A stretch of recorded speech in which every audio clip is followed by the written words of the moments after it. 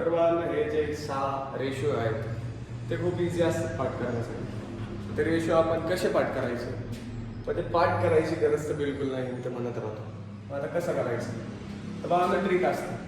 ह्याची ट्रिक आहे ओ ओ, ह्याची ट्रिक आहे आ, ह्याची ट्रिक आहे ओ आ, आणि ह्याचं उलटं करत जायचं फक्त. ह्याचं उलटं कोसेक, तर कोसेक ह्याचा उलटा म्हणजे ह्याचा फक्त उलटा येणार एच ओ इथं येणार. कॉसचं उलटं काय सेक, तर इथं काय येणार बाळांनो एच अपॉन ए. टॅनचं उलटं काय कॉट, तर इथं काय येणार बाळांनो ए अपॉन ओ.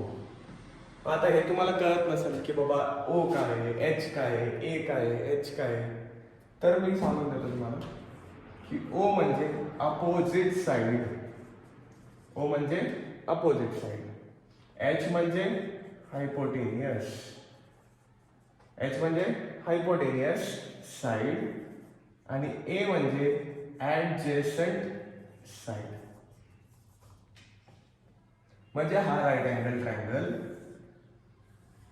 ही 90 डिग्री, तर ही त्याची काय बाळांनो हायपोटेनियस, ही काय बाळांनो बेस, आणि ही काय बाळांनो हाईट.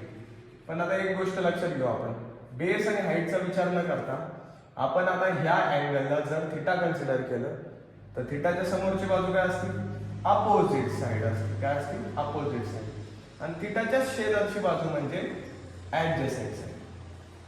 थिटाच्या समोरची बाजू अपोजिट साइड, थिटाच्या शेजारची बाजू ऍडजसेंट साइड.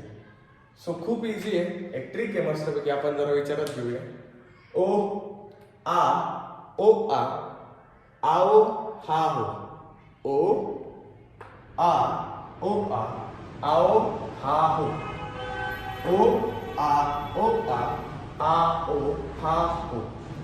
Okay, thank you.